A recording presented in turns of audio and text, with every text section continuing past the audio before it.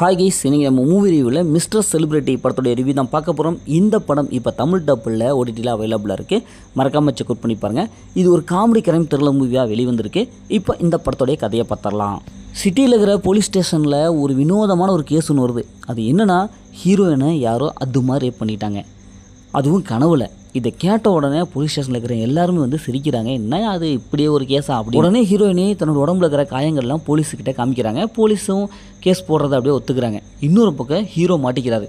இப்போ தான் செய்யாத குற்றத்துக்காக அங்கே போய் மாட்டிக்கிறாரு. இப்போ இறுதியில் ஹீரோ எப்படி இந்த குற்றத்துலேருந்து தப்பிக்கிறாரு, உண்மையிலேயே ஹீரோயினை அந்த மாதிரி ரேப் பண்ணது யார், இறுதியில் என்ன ஆச்சு அப்படிங்கிறது தான் இந்த படத்துடைய ஒன்லைன். இந்த படத்துடைய பாசிட்டிவ் பார்த்தாவே காமெடி நல்லா ஒர்க் அவுட் ஆகிருக்கு. ஃபர்ஸ்ட் ஆஃப் ஸ்க்ரீன் பிளே காமெடியாகவே சொல்லியிருக்காங்க. அதுக்கப்புறம் கொஞ்சம் கொஞ்சமாக படத்துடைய கதைக்குள்ளே போகிறாங்க. படத்தில் நடிச்ச எல்லாமே சூப்பராக பர்ஃபார்ம் பண்ணியிருக்காங்க. குறிப்பாக ஹீரோயினை பேஸ் பண்ணி இந்த கதை எழுதியிருக்காங்க. அதனால் அவங்கள ஃபாலோ பண்ணாமல் அந்த படத்தை பார்த்து முடிச்சிடலாம். படத்துடைய தமிழ் டபுள் வாய்ஸ் நல்லாவே வந்திருக்கு. அதேமாதிரி படத்துடைய பிஜிஎம் மியூசிக் நல்லாவே இருக்குது.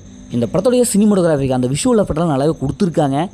காமெடி போர்ஷன் செகண்ட் ஆஃப் ஃபுல்லாக அப்படி ஒர்க் அவுட் ஆகுது. போலீஸ் பண்ணுற காமெடி, ஹீரோ பண்ணுற காமெடி, ஹீரோயின் அப்படின்ட்டு எல்லாருமே இந்த படத்தில் காமெடி பண்ணியிருக்காங்க. இந்த படத்துடைய மைனஸ்ன்னு பார்த்தா செகண்ட் ஆஃப் தான். ஏன்னா வழக்கமான கதை மாதிரி மாறிடுது. பெருசாக வாவ் மூமெண்ட்லாம் கிடையாது. ஒரு படம்னா இப்படி தான் இருக்கும் அப்படிங்கிறது தான் இருக்குது. காமெடி செகண்ட் ஆஃபில் அந்தளவுக்கு ஒர்க் அவுட் ஆகவே இல்லை. ஃபஸ்ட் ஆஃபில் இருந்த ஸ்பீடு செகண்ட் ஆஃபில் இல்லை. அதுவும் ஃபஸ்ட் ஹாஃபில் ஒரு தரமான ஒரு சம்பவமாக இருந்த கதை செகண்ட் ஹாஃபில் அப்படி புஷ்வான மாதிரி அப்படி ஊதி தள்ளிடுச்சு. ஏன்னா அந்தளவுக்கு ஸ்க்ரீனில் ரொம்ப லோவாக கொடுத்துருக்காங்க. இன்னும் கொஞ்சம் கிளைமேக்ஸ் நல்ல ஒரு கிளைமேக்ஸை கொடுத்துருக்கலாம். ஏன்னா ஃபஸ்ட் ஹாஃப் கட்லேயும் கிளைமேக்ஸ் ரொம்ப சுமாரான ஒரு கிளைமேக்ஸை கொடுத்துட்டாங்க. மற்றபடி இந்த படத்தில் பெரிய மைனஸில் எதுவுமே இல்லை. இந்த படத்தை ஃபேமிலியை பார்க்கலாம், கண்டிப்பாக ஃபேமிலியை பார்க்கலாம். படத்தில் அந்த மாதிரி சீன்ஸில் எதுவுமே இல்லை. மொத்தம் அந்த படம் எப்படி சூப்பராக சுமாரான இந்த படம் ஒரு ஒன் டைம் வாட்சபிள் தான் நான் உங்களுக்கு சொல்கிறேன். ஓகே, இதே மாதிரி அடுத்து ஒரு புதிய மூவி ரிவ்யூவில் சந்திப்போம்.